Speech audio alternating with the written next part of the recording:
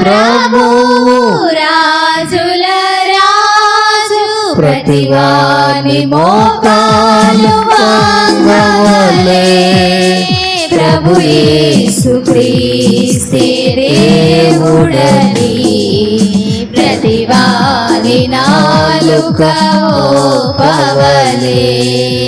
ప్రభు యేసు క్రీస్తే దేవుడని ప్రతివాని నాలుక ఓపవలే.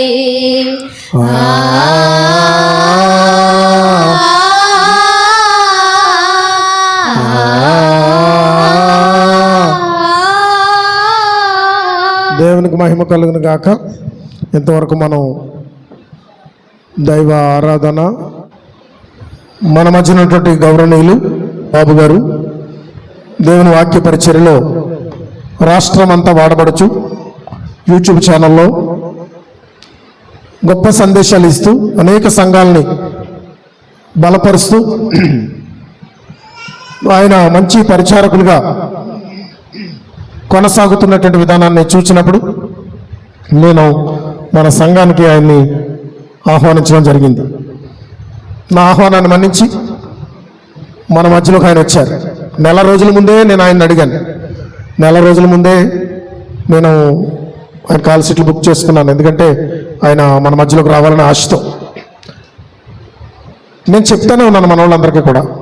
కానీ చాలామంది ఈరోజు మేడే హాలిడే అందరూ ఉంటారని అనుకున్నాను. అయినప్పటికీ మీరు కొంతమంది వచ్చారు దేవుని వాక్యం వినడానికి ఆసక్తికరంగా. మిమ్మల్ని బట్టి నేను సంతోషిస్తున్నాను.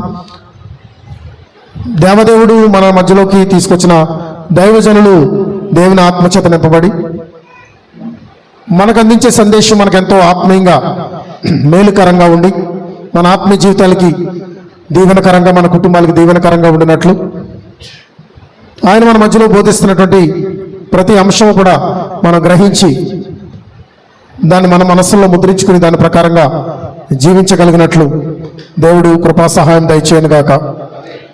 ఆయనకి సమయం ఇచ్చే ముందు ఆయన వర్తమానాన్ని బట్టి దేవుడు మన అందరితో పరిశుద్ధాత్మ శక్తితో దేవుడు మాట్లాడాలని, ప్రతి మాట కూడా మన హృదయాలకి అనుకూలంగా ఉండాలని, ఈ వాక్య సందేశం అంతా దేవుడు తన ఆత్మ ద్వారా జరిగించాలని మన మధ్యలో ఉన్న ఆళ్ల చిట్టుబాబు గారు వచ్చి ప్రార్థన చేస్తారు. ప్రార్థన అనంతరం సమయాన్ని దైవజనులకు నేను అప్పగిస్తాను. మహిమోన్నతుడైన మా ప్రభువా, కృప కలిగిన మా తండ్రి, దయగలిగిన మా దేవా ప్రభువా, నీ అందైన గొప్ప కృప చొప్పున ప్రభువా, ఈ యొక్క పరిశుద్ధ ప్రభువా తండ్రి ఫాస్టింగ్ ప్రేయర్ను నడిపించుకున్నట్టుకు మీరు ఇచ్చిన కృపను బట్టి వందనాలు. దయగల మా దేవుడు తండ్రి దేవా, వచ్చిన దైవజనుల ద్వారా మీరు మాతో మాట్లాడగలవారని నమ్ముచున్నాము ప్రభువా తండ్రి. ఇంతకు ముందర సెషన్లో ప్రభువా తండ్రి వీడిని వాడుకుని తండ్రి మాతో మాట్లాడిన ప్రతి మాటను బట్టి ప్రభువా మీకే వందనాలు తండ్రి. దేవా, మేము విశ్వాస వీరులుగా ఎదగాలంటే ప్రభువా ఏం చేయాలో ప్రభువా తండ్రి మీరు మాట్లాడుతున్న ప్రతి మాటను బట్టి వందనాలు ప్రభువా తండ్రి. దేవా, ప్రేమ కలిగిన మా తండ్రి దేవా, యొక్క ప్రభా దైవజనులను ఎత్తిపట్టుకుని ప్రభా మీ బోరగా వాడుకుని తండ్రి ఆయన ద్వారా ప్రభా మాకు ప్రభా మా హృదయాలను నీకు లోబడి ఉండగలిగేటి మాటలను మాట్లాడగలిగారని నమ్ముచు స్తుతిస్తూ ఘనపరుస్తూ సమస్తమును మీకే మహిమ కలుగులాగన మీ కృపా విశ్వాసంలో జీవించలాగన మమ్మల్ని దీవించి ఆశ్రయించమని సమస్తమును మీకే మహిమ కలుగును కాక యేసుక్రీస్తు వారి పరిశుద్ధ నామములో అడిగి వేడుకుంటున్నాం ప్రభు తండ్రి. ఆమేన్. చప్పట్లు కొట్టి బాబు గారిని ఆహ్వానిద్దాం. ఆయన పరిచయాన్ని కూడా మీకు చేసుకుంటారు. ఎందుకంటే ఆయన పెద్దగా నన్ను పరిచయం చేయలేదు. మీకు దేవుని వాక్య సందేశంలో మిమ్మల్ని నడిపిస్తారు. Thank you sir. తండ్రి మీకు వందనాలు. మీ ఆత్మతో ఎత్తి పట్టుకోండి, బలపరచండి, మీ స్వాధీనం ఉంచుకుని మీరు మాత్రమే మాట్లాడండి. సంఘానికి తగిన విధంగా మీరు నడిపింపు దయచేయండి. మీ దాసుని బలపరచుకోండి, దృఢపరచండి, శక్తిని ఇవ్వండి. ఊరగా మాత్రం వాడుకోండి. యేసునామములో ప్రార్థిస్తున్నా తండ్రి.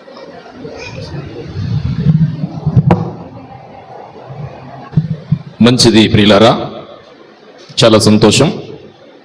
ఇంత చక్కటి స్థలాన్ని, సమయాన్ని ఆ దేవాది దేవుడు మనకు అనుగ్రహించి అనేక ప్రకృతి వైపరీత్యాలు బయట ఉన్న ఆయన కృపలో భద్రపరిచి ఆయన సన్నిధిలో నిలబెట్టిన ఆ దేవాది దేవునికి ముందుగా కృతజ్ఞతాస్తుతులు చెల్లిద్దాం. దేవునికి స్తోత్రం చెప్దాం.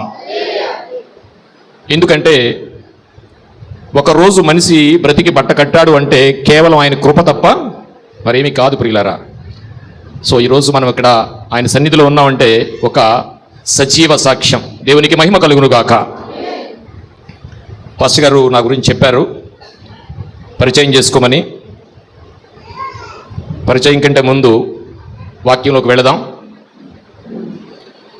దేవుని కృపను బట్టి మరొక్కసారి ఇంత చక్కటి స్థలాన్ని, సమయాన్ని దయచేసిన ఆ దేవాది దేవునికి కృతజ్ఞతాస్తుతులు చెల్లిస్తూ, ప్రియ దేవుని సంగమా, ఈరోజు క్రైస్తవ ప్రపంచాన్ని మనం ఆలోచించినట్లయితే క్రైస్తవ జీవితానికి కావలసిన కొన్ని విషయాలను ఆయన వినికిడిలో మనం విందాం.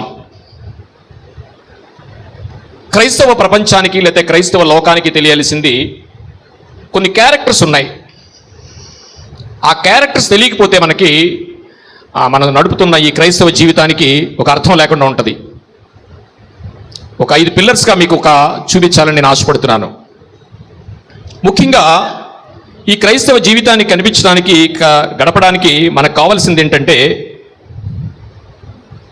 దేవుడు అనే ఎవరు అనేది మనకు తెలియాలి. ఆయన గురించి తెలియాలి కదా. ఓకే, నెంబర్ 1, ఆయన కుమారుడు క్రీస్తు, ఆయన గురించి తెలియాలా? తెలియాలి. మరొక ఆయన ఎవరు? పరిశుద్ధాత్ముడు. ఇంకొక ఆయన ఉన్నాడు, ఆయన గురించి కూడా తెలియాలి. ఎవరు? ఎందుకంటే శత్రువు యొక్క బలం ఏంటో తెలియకపోతే మనం కష్టం అవుద్దన్నమాట. అపవాది. ఈ క్యారెక్టర్స్ 4 మీద మనకి అవగాహన చాలా ఉండాలి.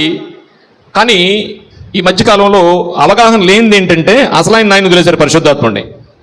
సో నేను దాని గురించి చెప్పట్లేదు, కానీ క్రైస్తవ దైనందిన జీవితాన్ని గడుపుతున్న మనకు ఈ 4 క్యారెక్టర్ల మీద అవగాహన ఉండాలండి. ఉండాలి. ఈ 4 క్యారెక్టర్ల మీద అవగాహన ఉండాలంటే మనం ఏం చేయాలి? ఖచ్చితంగా సహవాసం చేయాలి. ఎక్కడ? ఇంటి దగ్గర, టీవీలోనా, సెల్లోనా? నో. చాలామంది ఏం చేస్తున్నారంటే ఆదివారం నాడు అక్కడికి వెళ్తే ఒకటే మెసేజ్ కదా, టీవీ దగ్గర కూర్చుంటే చాలా మెసేజ్లు చూడొచ్చు, ముక్కలు కదా. ముక్కలు చూస్తారా? మెసేజ్ చూడగలరా? మీ తరం కాదండి మెసేజ్ చూడడం. నిజమేనా? సెల్ పెట్టుకుని మీరు ఒక మెసేజ్ వినండి, మీ తరం కాదు. స్ట్రైట్గా చెప్పేస్తున్నాను. ఏదో చూస్తారు, మళ్ళీ ఇంకోటి ఏదో ఉంటుంది రెడీగా అక్కడ, అది ఎక్కడికో తీసుకెళ్ళిపోద్ది. కనుక ఏది క్రైస్తవ ప్రపంచానికి లేకపోతే క్రైస్తవ జీవితానికి అవసరమో దాన్ని పక్కన పెట్టేశాడు మనిషి. ఆ ఆదివారం అనే ఆ ఆరాధనని చాలా సునాయాసంగా తీసుకుంటున్నాడు.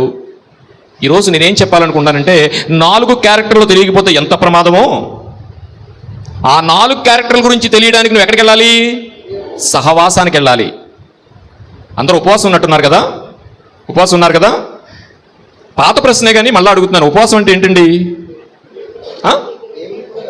దేవునితో సహవాసం. ఏమండి? దేవునితో సహవాసం చేయడమే ఉపవాసం. మరి దేవునితో సహవాసం నెలకోసారా, లేకపోతే మనం అప్పుడప్పుడు పెట్టుకుంటున్న 3 రోజుల ఉపవాసమా? ఉపవాసం అనగా దేవునితో సహవాసం అయితే ఆ సహవాసం ఎలా ఉండాలంటే ఉశ్వాస నిశ్వాస నీ ధ్యాసే నా శ్వాస, దేవునికి మహిమ కలుగును కాక. అంటే అలా ఉండాలా? లేకపోతే మనకు గుర్తుకొచ్చిన వాళ్ళ సహవాసం ఉండాలా? ఆదివారం ఒకటే ఉండాలా? శుక్రవారమేనా? పెట్టుకున్న 3 రోజులేనా? కాదండి. నా పాయింట్ అర్థమైందా? ఉశ్వాస నిశ్వాస నీ ధ్యాసే నా శ్వాస. అంటే ఊపిరి వదులుతున్నా, ఊపిరి తీర్చుకున్నా ఆయన ధ్యాసలో ఉంటేనే అది ఉపవాసం అవుద్ది. ఉపవాసం అనగా ఆయనతో సహవాసం అయితే, అలా లేకపోతే నీ ఉపవాసం ఏమవుతుంది? అపహాసం అవుద్ది. దేవునికి మహిమ కలుగును గాక. ఈ రోజు మనం చేస్తున్న ఉపవాసం ఈ ఒక్క రోజుకి పరిమితం కాదు. ఈ సహవాసం అసలు ఉపవాసమే ఆయనతో సహవాసం అనే అర్థం మీకు అర్థమైతే ఆ సహవాసం ఎలా ఉండాలి? ఎప్పటికంటే ఆయన రాక మన పోకడ, అప్పటి వరకు ఉంటేనే పరలోక రాజ్యం వెళతాం. మన టార్గెట్ అదే కదా, అంతేనా? లేదా ఆదివారం నాడు వెళ్ళేమా లేదని పక్కింటోడు తెలియడానిక కాదు కదా. సో ఉపవాసం ఉంటున్న మనం అసలు ఉపవాసం యొక్క అర్థం ఏంటంటే చాలా రకాలుగా వినుంటారు, కానీ కంటెంట్ ఒకటే. ఉపవాసం అనగా ఆయనతో సహవాసం, ఆయనతో దగ్గరగా. సాంస్క్రిట్లో కూడా అండి ఎక్కడ కూడా ఉపవాసం అంటే అన్నం తినడం మానేయడం లేదు. ఏ గ్రంథం తీసుకున్నా, ఎక్కడ తీసుకున్నా ఆయనకి దగ్గర అవ్వడం, ఆయనతో సహవాసం చేయడం. ఏ సహవాసం ఎప్పుడెప్పుడు చేయాలి? ఆదివారం కాదు, 3 రోజుల ఉపవాసాలు కాదు, ఇలా నెలకోసారి కాదు. ఆయనతో సహవాసం చేయాలంటే నువ్వేం చేయాలంటే ఆలయానికి రావాలి. చాలామంది అండి తెలివైన వాళ్ళు ఏం చేస్తున్నారంటే ఆలయానికి వెళ్తే ఏముందండి, ఇవాళ ఈ నలుగురు గురించి తెలియకపోతే క్రైస్తవ జీవితం ఎలా ఉంటుందో. అసలు ఈ ఆలయం 5వ గది, ఇది లేకపోతే వాళ్ళ నలుగురు నీకు ఎక్కడ కనిపిస్తారు? ఈ సహవాసం గురించి ఈ 5వ భాగం, 5వది ఏంటంటే ఆయనతో సహవాసం. ఈ సహవాసం ప్రియులారా, చాలా మంది సహవాసం గురించి పెద్దగా ఆలోచించిన పరిస్థితులు మనకు ఎదురుపడతా ఉంటాయి. ఈరోజు మందిరం వెనక మర్మం ఏంటండి? మందిరం వెనక మర్మం ఏంటంటే, మళ్ళీ వెనకాల ఏదైనా లంకి బిందులు గట్రా ఉన్నాయనుకుంటారు. ఏం లేవు కదా సార్? లేవటండి. మళ్ళీ ఏమైనా రహస్యం ఉందనుకుంటారు, మర్మాలు ఉన్నాయనుకుంటారు. మందిరం వెనక మర్మం ఏంటంటే, ఈ రోజు క్రైస్తవ జీవితంలో, దైనందిన జీవితంలో ప్రతి వాళ్ళు కూడా ఆదివారం ఆయన పునరుత్థాన దినానికి వెళ్ళడానికి చాలా మంది లిస్టులో రాసుకోవట్లేదండి. అన్నీ అయిపోతే అది ఆఖరణ లిస్టులో రాస్తున్నారండి. నీకు ఏది తెలియాలనుకున్నా వెళ్ళినా పర్వాలేదు, వెళ్ళకపోయినా పర్వాలేదు, చాలా మెసేజ్లు చూస్తున్నాం కదా అనుకుని ఈ క్రైస్తవ దైనందిన జీవితంలో గడుపుతున్న చాలా మంది తెలివైన వాళ్ళ గురించి వాళ్ళు మాట్లాడాలనుకుంటాను నేను. ఎందుకంటే చాలా సునాయాసంగా దీన్ని పక్కనెడుతున్నారు ప్రియులరా. అందుకని ఈరోజు మందిరం వెనక మర్మం ఏంటి, ఈ అంశంలో మనం నేర్చుకోవాల్సింది ఏంటంటే, సహవాసము మానవద్దు. రాసుకోండి. ఇది కాని మన హృదయంలో లేకపోతే, సంఘాన్ని విసర్జించి పర్వాలేదులే అని అనుకుంటే ఆ పరిస్థితి ఏంటో ఈ అంశంలో విందాం. సహవాసం మానవద్దు, సంఘముగా కూడుట మరువవద్దు. మన ముందుంచిన అంశం ఏంటంటే, సహవాసం మానవద్దు, సంఘముగా కూడుట మరువవద్దు. ఇందులో భాగంగా మందిరం వెనక మర్మం ఏంటి, మందిరానికి వెళ్ళకపోతే ఏంటి, వెళితే ఏంటి అని నేను అన్నీ మీరు అందరూ అనుకోవచ్చు. మందిరానికి వెళ్ళకపోతే ఏమైనా అవుద్దా? ఏం అవట్లేదుగా? అవుతుందా? ఏం అవట్లేదు. మీ ఇంటికాడ ఏమైనా వెళ్ళలేదని తిడుతున్నారా? మందిరానికి రాలేదని మీరు ఆలయంలో ఎవరన్నా అడగలరా? ఎందుకని అమ్మా ఇవాళ ఎందుకు మందిరానికి రాలేదని నువ్వు ఎవరన్నా అడగలరా? ఎందుకని అడగలేదు చెప్పండి? ఎప్పుడైనా అడిగారా? అడగాలి, కానీ అడగలేం. ఎందుకో తెలుసా? ఆవిడ నుంచి వచ్చే రిప్లైడ్ తెలుసా? ఆయన నుంచి వచ్చే రిప్లైడ్ తెలుసా? ఏమ్మా నువ్వు మొన్న ఆదివారం రాలేదని నువ్వు అడిగితే, మొన్న ఆదివారం నువ్వు మానేలేదండి అంటారా? ఆ రైట్స్ లేవు మనకి. దాని ఇంపార్టెన్స్ ఏంటో, మందిరం వెనక మర్మం ఏంటో మనకు తెలియకపోతే, ఆ నలుగురు తెలియకపోతే ఎంత నష్టమో, మందిరం మానేయడం కూడా అంతే నష్టం ప్రియులారా. వినుట వలన విశ్వాసము కలుగును. అది ఎక్కడుంటుంది వినాలంటేని? ఈ మధ్య ఆ టీవీల దగ్గర, ఆ సెల్ ఫోన్లోనే ఉందనుకుంటున్నారు. కాదండి. సంఘము ఆయన శిరస్సు, ఆయన దగ్గరికి రాకుండా నీ క్రైస్తవ దైనందిన జీవితం సార్థకం కాదు ప్రియులారా. ఇలాంటి పరిస్థితుల్లో పౌలు గారు చాలా మంది ఆలయం మానేస్తున్నారని చాలా భారంతో ఆయన మాట్లాడుతున్న మాటే ఇప్పుడు నేను మీ ముందుంచిపోతున్నాను. ఒక రోజునండి ఆయన సహవాసానికి రావట్లేదని ఉపవాసం గురించి నేను పెద్దగా చెప్పట్లేదు. ఉపవాసం అంటే అర్థమైంది కదా మీకు? ఏంటి? ఆయనతో సహవాసం. ఆ సహవాసం మనం పెట్టుకున్న రోజులు కాదండి. 365 రోజులు ఆయనతో సహవాసం కలిగి ఉండాలి. ఆయన ప్రధానమైన దినమేంటో ఆ దినాన్ని ఎక్కడ సహవాసం పోగొట్టుకోకూడదు. మందిరం మానేసే పరిస్థితి చాలా మందిలో ఉంది. దాని గురించి పౌలు గారు ఏమంటున్నారో, ఒకరోజు సహవాసం మానేశారట. అందుకని ఓ పెద్ద ఆయన పిలిచాడు దేవుడు. ఏమని పిలిచాడు? ఇక పెద్ద ఆయన ఇట్రా, నువ్వు అందరికీ చెప్పు సహవాసానికి రమ్మని. ఈరోజు నా మాటలు మీరు హెచ్చరికని తీసుకుంటారో, హెచ్చరిక కానట్టు తీసుకుంటారో, మీరు ఎలా తీసుకున్నా నేను మాత్రం హెచ్చరికగానే చెప్తున్నాను. ఒకరోజు బైబిల్ చరిత్రలోకి వెళ్తే ప్రియులారా, ఓ పెద్ద ఆయన పిలిచి, నోవాహు నువ్వు ఒక వాడను కట్టయ్యా, వారిని పిలు, అందులోకి రాకపోతే నేను చూసుకుంటాను అని ఆ పెద్ద ఆయన పిలిచి ఏం చేశాడంటే, ఆ బైబిల్ చరిత్రలోకి మనం వెళితే ఆ నోవాహు తన పిల్లలు అనుకున్న వాళ్ళందరినీ నోవాహు గారితో చెప్పి రమ్మన్నారు. కానీ ఎవ్వరూ రాలేదండి. ఆ రోజు ఎలాంటి రోజు అంటే ఒక భయంకరమైన రోజు. చూడండి, ప్రభుత్వం వారు ప్రకృతి విపత్తులు జరిగినప్పుడు సురక్షిత ప్రాంతాలకి మనుషులు చేరవేసినట్టే దేవుడు కూడా ఆ బైబిల్ చరిత్రలో నోవాహు ద్వారా వాళ్ళందరినీ ఒక సురక్షితమైన ప్రాంతానికి చెయ్యాలని ఒక ఓడను చేయమన్నాడు. అదే రక్షణ ఓడ. తన పిల్లలైన వారందరినీ పిలిచాడు. ఎవ్వరూ రాలేదండి, ఒక్క నోవాహు కుటుంబం తప్ప. నోవహు కుటుంబమే వాడలోకి చేరింది, ఆ దేవుని కుటుంబమే నీటిలో మునిగిపోయింది.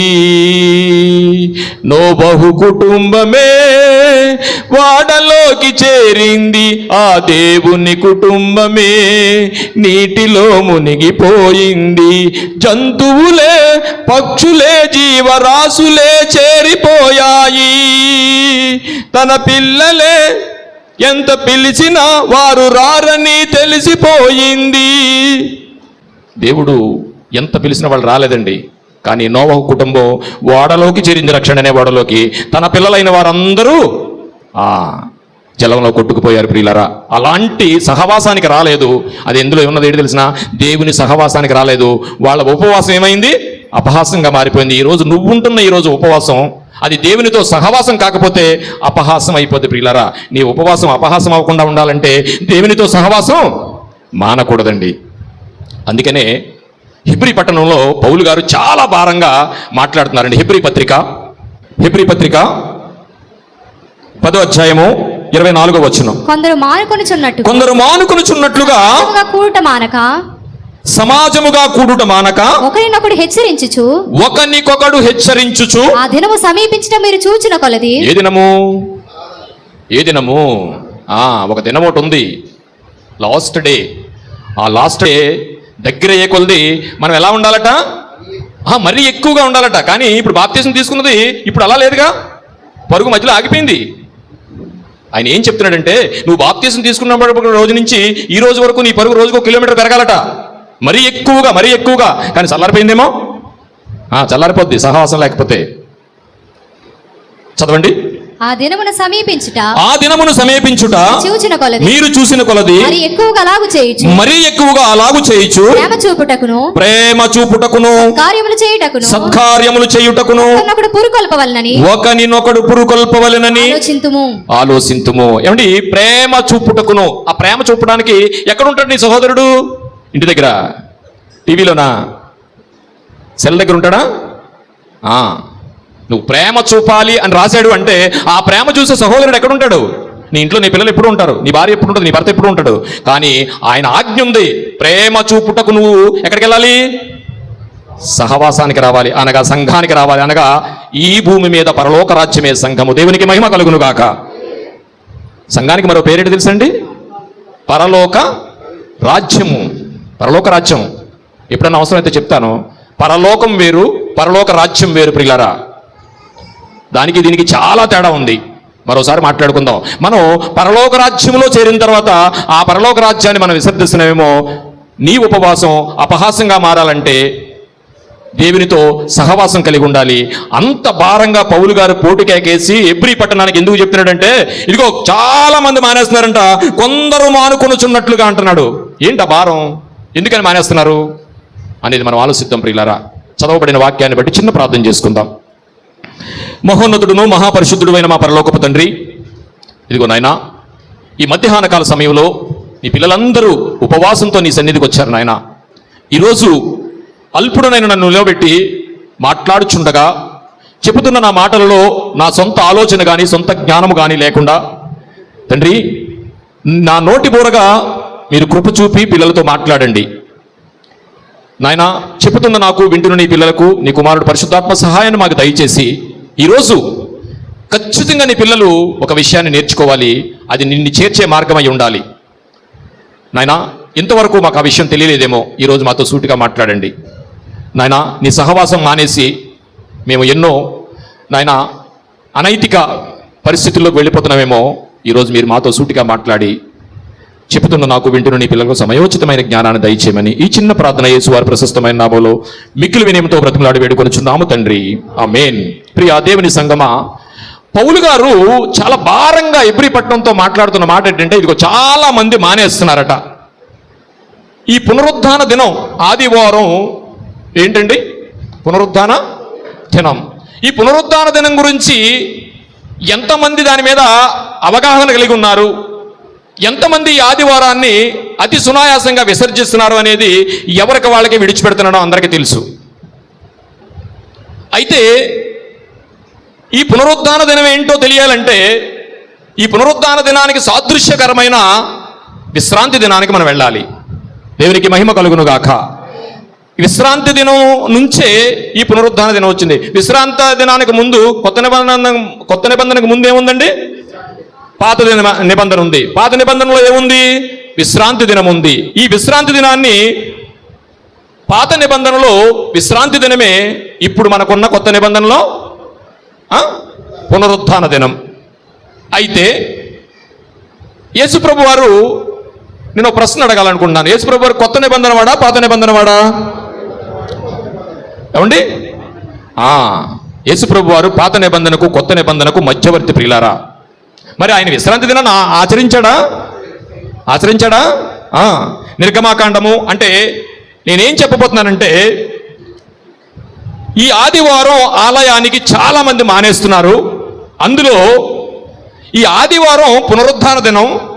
ఈ పునరుత్థాన దినంలో ఉన్న ఆంతర్యం ఏంటో తెలియాలంటే ఇప్పుడు మనం ఎక్కడికి వెళ్ళాలంటే ఒక 2000-3000 సంవత్సరాల వెనక్కి వెళ్ళి అసలు విశ్రాంతి దినం ఏంటో మనకు తెలియకపోతే పునరుత్థాన దినం గురించి తెలియదు ప్రియులారా. అందుకని మనం ఏం చేద్దామంటే మోషే గారి కాలానికి వెళ్ళిపోదాం. అందరూ సిద్ధంగా ఉన్నారు కదా రావడానికి? ఎక్కడికి? మోషే గారి కాలానికి వెళదామండి. మీరందరూ చాలా సంసిద్ధులై బుర్రలో ఏమైనా ఉంటే ఆలోచనలన్నీ తీసేసి హృదయపూర్వకంగా దేవుని లేఖనాలను వినడానికి సంసిద్ధులు కండి. ఎందుకంటే ఇవన్నీ అండి 4 రోజులుంటే కనిపించవండి. లేఖనములయందు నిత్య జీవము కలదు. వెళ్దామండి ఒకసారి. ఓకే, నిర్గమాకాండము 20వ అధ్యాయము 8వ వచనం. నిర్గమాకాండము 20వ అధ్యాయం 8వ వచనం. విశ్రాంతి దినమును పరిశుద్ధముగా ఆచరించుటకు జ్ఞాపకముంచుకొనుము. చాలండి. ఏమండి, విశ్రాంతి దినంలో ఇచ్చిన ఇన్స్ట్రక్షన్స్ ఏంటంటే ఈ రోజు పునరుత్థాన దినాన్ని జ్ఞాపకం ఉంచుకోండి అని చెప్పినట్టే మనకి. కానీ పునరుత్థాన దినాన్ని జ్ఞాపకం ఉంచుకోవడానికి ఎంతమంది దానికి ఇంపార్టెన్స్ ఇస్తున్నారు? ఉదయం లేచిన వెంటనే మనకు కొన్ని పనులు ఉంటాయండి. ఆదివారం ఉంటాయండి. ఈ ఆదివారం నాడు ఆలయానికి వెళ్ళాలనే ఆలోచన కంటే నీ షెడ్యూల్ మీద నీ బుర్ర ఎక్కువ ఉంటుంది అనుకుంటున్నాను నేను. ఆ రోజు చేపలు తెచ్చుకుంటాం మనం. ఆదివారం ఆలయానికి వెళ్ళాలనుకునే విషయాన్ని నీకున్న షెడ్యూల్ కంటే ఎక్కువ ఉంటుందా తక్కువ ఉంటుందా? ఒకవేళ లిస్టే రాసుకోవాలనుకున్నారనుకోండి, ఉదయాన్ని లెగిసినండి ఆదివారం నాడు ఒక లిస్ట్ కావాలి నాకు అని మీ షెడ్యూల్ రాసుకున్నారనుకోండి. చాలా మంది రాసుకుంటారు తెలిసిన, నేను రాసుకుంటాను. ఎందుకంటే నాకున్న షెడ్యూల్ అలాంటిది. ఎక్కడికి వెళ్ళాలో ఏం చేయాలో తక్కువ టైంలోనే ఉదయం నుంచి 10 గంటల లోపు నేను చర్చికి వెళ్ళాలి, 10 గంటల తర్వాత ఇంకో 2 చర్చిలకు వెళ్తాను. ఇవన్నీ షెడ్యూల్ రాసుకోకపోతే నాకు అవ్వదు. కానీ ఆ షెడ్యూల్లో ఏముండాలంటే నీకు నాకు ఎవరికైనా సరే ఏముండాలి తెలుసండి? ఇదిగో చర్చి ముందు ఉండాలి. దేవునికి మహిమ కలుగును గాక. నీ చర్చి ఎన్ని గంటలకైనా కావచ్చు, ఆలయానికి వెళ్ళడం ఎన్ని గంటలు కావచ్చు. మొట్టమొదటిసారిగా ఒకవేళ నీ షెడ్యూల్ రాసుకుంటే ఆదివారం నాడు నెంబర్ 1 ఆలయానికి వెళ్ళాలి. దేవునికి మహిమ కలుగును గాక. మందిరం వెనక మర్మం ఏంటో మనం చూద్దాం. ఎందుకంటే మేము ఎవ్వరు ఏమంటలేదు కదా మందిరానికి రాకపోతే. మరి విశ్రాంతి దినంలో అలాగుందా? విశ్రాంతి దినం ఏంటో చూస్తే నేను స్టోరీ కింద చెప్తాను. విశ్రాంతి దినం ఏంటో మనకు అర్థమైతే తప్ప పునరుత్థానం దినం గురించి మనకు తెలియదు. ఇప్పుడు విశ్రాంతి దినం ఎలా ఉందో దాని ఆంక్షలు ఏంటో మనకు తెలియాలనుకుంటే మొట్టమొదటిసారిగా అక్కడికి వెళ్ళి విశ్రాంతి దినము పరిశుద్ధముగా ఆచరించుటకు జ్ఞాపకముంచుకొనుము ఏంటి, మర్చిపోకూడదండి దాన్ని. అంటే దాని అర్థం ఏంటి? ఉదయాన్నే లేచిన ఆలయం గురించి నువ్వు నెంబర్ 1 రాసుకోవాలి. దేవునికి మహిమ కలుగును గాక. నెక్స్ట్ 9వ వచనం. 6 దినములు నీవు కష్టపడి నీ పని అంతయు చేయవలెను. 7వ దినము నీ దేవుడైన యెహోవాకు విశ్రాంతి దినము. దానిలో నీవైనను నీ కుమారుడైనను నీ కుమార్తె అయినను నీ దాసుడైనను దాసి అయినను పశువైనను ఇండ్లనున్న పరదేశి అయినను ఏ పని చేయకూడదు. ఎందుకండి ఇవన్నీ మనకి? ఇవన్నీ ఎందుకు? మనం ఏదో ఉదయం లేచి టిఫిన్ చేసుకుని ఆ చర్చికి వెళ్ళిపోతాం కదా. దాసుడు ఎందుకు, దాసి ఎందుకు, దోళ్ళు ఎందుకు, కోళ్ళు ఎందుకు? కానీ ఇవే అడ్డం వస్తాయండి మనకి. ఇవే అడ్డం వస్తాయి ప్రియులారా. ఆ రోజున్న కల్చర్ ఏంటంటే ఇదిగో నీ దాసికి కూడా సెలవు ఇవ్వమన్నాడు. ఎందుకు? దాసికి ఎందుకు సెలవు ఇవ్వమన్నాడు తెలిసినా? కానీ ఈ రోజు అది ఎవరండి?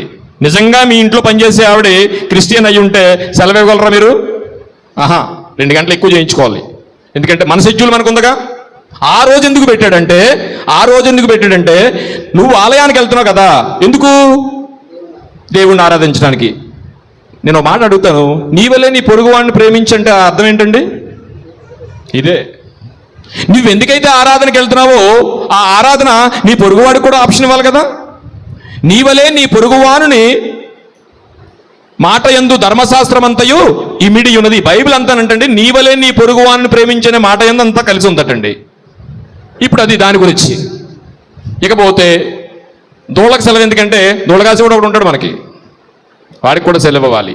సో పునరుద్ధాన దినానికి విశ్రాంతి దినానికి తేడా అంటే విశ్రాంతి దినంలో ఇన్ని క్వాలిటీస్ ఉంటాయన్నమాట. నెక్స్ట్ కీర్తనల గ్రంథము 122 అధ్యాయము 1 వచనం చదువుకుందామండి. అంటే ఆలయం గురించి దేవుడు ఒక దావీదు గారిని తీసుకుంటే, దావీదు గారటండి తన పిల్లలు తన ప్రజలందరూ ఆలయానికి వెళ్తుంటే ఆయన చాలా సంతోషించేవాడట. యెహోవా మందిరమునకు వెళ్ళదమని జనులు పలుకగా నేను సంతోషించి తిని. చూడండి, ఆయన వెళ్ళడం కాదట, ఆయన ప్రజలు వెళ్తుంటే విశ్రాంతి దినాన్ని ఆయన సంతోషించేవాడంట. ఎందుకో తెలుసండి, విశ్రాంతి దినానికి ఉన్న ఇంపార్టెన్స్ ఎంతంటండి, ఈ నలుగురు తెలియకపోతే దేవుడు, పరిశుద్ధాత్ముడు, యేసుప్రభు వారు, అట్ ది సేమ్ టైం అపవాది, ఈ నలుగురు గురించి మనకు తెలియకపోతే క్రైస్తవ జీవితం ఎలా నడవదో, అలాగే ఐదవదిగా ఈ దేవునితో సహవాసం లేకపోతే వాళ్ళ నలుగురు గురించి నీకు అర్థం కాదు. ఈ ఐదవది కూడా మనం ధ్యానిద్దాం. ఎందుకంటే విశ్రాంతి దినాన్ని ఇజ్రాయేలీలకు ఇచ్చిన 10 ఆజ్ఞలలో విశ్రాంతి దినం ఒక ప్రధానమైన పరిశుద్ధమైన ఆజ్ఞ. ప్రియులారా, ఏంటండి 10 ఆజ్ఞలలో విశ్రాంతి దినము ఒక పవిత్రమైంది, పరిశుద్ధమైంది. దాన్ని ఆచరించడానికి దేవుడు చాలా ఇన్స్ట్రక్షన్స్ తీసుకున్నాడండి. అయితే చూడండి, ఇప్పుడు మనం ఆలోచించాల్సింది ఏంటంటే ఈ పునరుద్ధాన దినం నుంచి విశ్రాంతి దినంలోకి వచ్చాం కాబట్టి ఈ విశ్రాంతి దినాన్ని యేసుప్రభు వారు ఆచరించారా లేదా, లేకపోతే మహాశయుడు పౌలు గారు ఆచరించారా లేదని మనం చూసుకోకపోతే మనం ఒక స్టాప్ పడిపోద్ది అక్కడ. అందుకని లూకా సువార్త 4వ అధ్యాయము 16వ వచనం, తరువాత ఆయన తాను పెరిగిన నజరేతునకు వచ్చెను, తన వాడుక చొప్పున విశ్రాంతి దినమందు సమాజంలోనికి వెళ్ళుచు చదువుటకై నిలుచుండగా. అండి వాడుక చొప్పున ఏమైపోవాలండి, మనకి ఆలయానికి వెళ్ళడం అలవాటు, వాడుక అయిపోవాలి. మనకి వేరే వాడుకలు ఉంటాయి కానీ ఈ వాడుక తక్కువ. మీకు వాడుకలు ఉన్నాయండి ఏమన్నా? ఉంటాయి కదా, చాలా పాలు వాడుకలు అండి ఉంటాయి కదా, ఇంకా చాలా వాడుకలు ఉంటాయి షాపుల దగ్గర. అసలు వాడుక కూడా చెప్పనా మీకు, ఇది ఈ వాడుక, అది ఏదైనా మనం అది అన్నీ ఉంటాయి అందులో. ఏమండి తెల్లారు లెగితే మనం ఆదాము గారిని ఏమంటాం తెలిసిన, ఆయన పండు తినకపోతే మనం ఎలా గుంది పెట్టండి అంటాం కదా. తెల్లారు లెగితే చాలామంది ఆడిపోసుకునేది ఆదాము గారిని అవ్వమ్మ గారిని. మరి నువ్వు అసలు మనం తినే పళ్ళు లెక్కేసుకుంటే తక్కిడికి ఎందుకు వెళ్ళిపోద్ది. దేవునికి మహిమ కలుగును గాక. పాపం ఆయన ఒక్కసారే తిన్నాడండి పళ్ళు, తెల్లారులేసి ఎన్ని తిన్నావు మనం. సో ఇప్పుడు పౌలు గారిని చూసుకుందాం. అపోస్తుల కార్యములు 18వ అధ్యాయం 4వ వచనం, అతడు ప్రతి విశ్రాంతి దినమున సమాజ మందిరంలో తర్కించుచు యూదులకును గ్రీకు దేశస్తులను ఒప్పించుచు ఉండేనంటే పౌలు గారు వెళ్తున్నాడు తెలిసింది, యేసుప్రభు వారు కూడా ఆచరిస్తున్నట్టు తెలిసింది. మరో మాట 17:2, కనుక పౌలు తన వాడుక చొప్పున, చూడండి ఆయన కూడా విశ్రాంతి దినానికి ఎలా వెళ్ళాడటండి, వాడుక చెప్పున. అండి మహానుభావులు వాళ్ళే వెళ్తే మనం అసలు వాడుక ఉందండి ఆలయానికి వెళ్దాం ఉందా? విశ్రాంతి దినం ఎంత కఠినమైందో మనకు తెలిస్తే కానీ మనం ఆచరిస్తున్నా, మనం విసర్జిస్తున్నా, చాలా తేలిగ్గా తీసుకుంటున్నా, సునాయాసంగా తీసుకుంటున్నా, ఉపవాసం అంటున్నా ఆయన సహవాసం ఎంత తేలిగ్గా తీసుకుంటున్నామో ఇక్కడ అర్థం అవ్వాలి ప్రియులారా. ఎంత కఠినంగా ఉండేదో రాస్తున్నాడు ఆయన. సంఖ్యాకాండము 15వ అధ్యాయము 32వ వచనం. ఇప్పుడు చెప్తున్నాడు విశ్రాంతి దినాన్ని ఆచరించడం ఎలాగో. సంఖ్యాకాండము 15వ అధ్యాయం 32వ వచనం, ఇశ్రాయేలీయులు అరణ్యంలో ఉన్నప్పుడు ఒకడు విశ్రాంతి దినమును కట్టెలేరుచుడు చూచుచు, వారు కట్టెలేరుచుడు చూసిన వారు మోషే యొద్దకును. అర్థమైందండి మాట ఏంటో. అప్పుడట రైట్స్, విశ్వాసులు కూడా రైట్స్ ఉండి ఏంటి, ఆలయానికి ఎవరన్నా వెళ్ళినట్టు కనిపిస్తే ఆయన తీసుకొచ్చి పాడివులో నుంచోబెట్టి రాళ్ళు ఇచ్చి కూడా చంపేసేవారట. ఇటు చర్చికి వెళ్ళిపోతే చంపేస్తారా? ఎస్, చంపేస్తారట. అదే పాత నిబంధనలో ఉన్న విశ్రాంతి దినం. మరి ఇప్పుడు ఎవరు అడగరు నిన్ను, నీ పక్క వాళ్ళు కూడా అడగరు, ఎందుకంటే నువ్వు రాకపోతేనే మంచిది. అడుగుతారండి ఎవరన్నా? అడగరు. అడగడానికి మనకు రైట్స్ లేవు అంటే మనం మానేస్తాం కదా, మనం మానేస్తాం, అందుకని అడగడానికి రైట్స్ కూడా ఉండవు. సో ఇక్కడ ఏం చేశారు? ఎవరో కట్టెలు ఏరుకుంటున్నారంట, చర్చికి వెళ్ళే వాళ్ళు చూశారట, చూసి ఆడు రావట్లేదని అతను ప్రశ్నించంటే విశ్వాసులు కూడా రైట్స్ ఉన్నాయి. ఎంత కఠినంగా ఉందో చూడండి, ఎంత హారిబుల్ చట్టమో చూడండి. అక్కడ తీసుకొచ్చి కూర్చోబెట్టి పెడితే వానికి ఏమి చేయవలనో అది విశదపరచలేదు కనుక వానిని కావలిలో ఉంచిరి. తరువాత యెహోవా ఆ మనుష్యుడు మరణశిక్ష నందవలను. చూడండి, చర్చికి వెళ్ళకపోతే చంపేస్తారట పాత నిబంధనలో. మరి ఇప్పుడు అది లేదుగా. ఎందుకు లేదు? దేవుడు సవరించాడా, వదిలేశాడా, లేకపోతే ఇంక అంతకు మించి ఏమన్నా ఉందా? అంతేనా? 36 సర్వసమాజము పాళెములో వెలుపల రాళ్లతో వానిని కొట్టి చంపవలనని మోషేతో చెప్పిన కాబట్టి యెహోవా మోషేకు ఆజ్ఞాపించినట్టు సర్వ సమాజము పాళెము లోపలికి వానిని తీసుకుని పోయి రాళ్లతో కొట్టి వానిని చావగొట్టెను.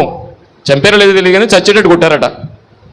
సో అయితే ఇది పాత నిబంధనలో విశ్రాంతి దినము కఠినంగా వించే భయంకరమైన ఇది. అందుకనటండి పాత నిబంధనలోనంట ఆలయానికి వస్తారు కదా, ఇవాళ చాలా మంది లేటుగా వచ్చారు, మరి ఏంటి తెలీదు, ఎండ గురించి అనుకుంటాను. అక్కడ ఇలాంటి శిక్షలు ఉన్నాయని ఆలయానికి బయలుదేరేటప్పుడు పొరపాటున, మన భాషలో మాట్లాడుతున్నాను, ఏ ట్రాఫిక్ కన్నా పడిపోతే పొరపాటున ఆలయానికి వెళ్ళకపోతే, టైంకి వెళ్ళకపోతే ఏం చేసేవారట? చాలా శిక్షలు ఉండి అక్కడ. అందుకని ముందే వచ్చేసేవారటండి అక్కడికి. అప్పటికి ఆలయం తీసి ఉండేది కాదట. ఏం చేశారు చూడండి ఒకసారి. నెహెమ్యా గ్రంథము 13 అధ్యాయం 22 వచనం.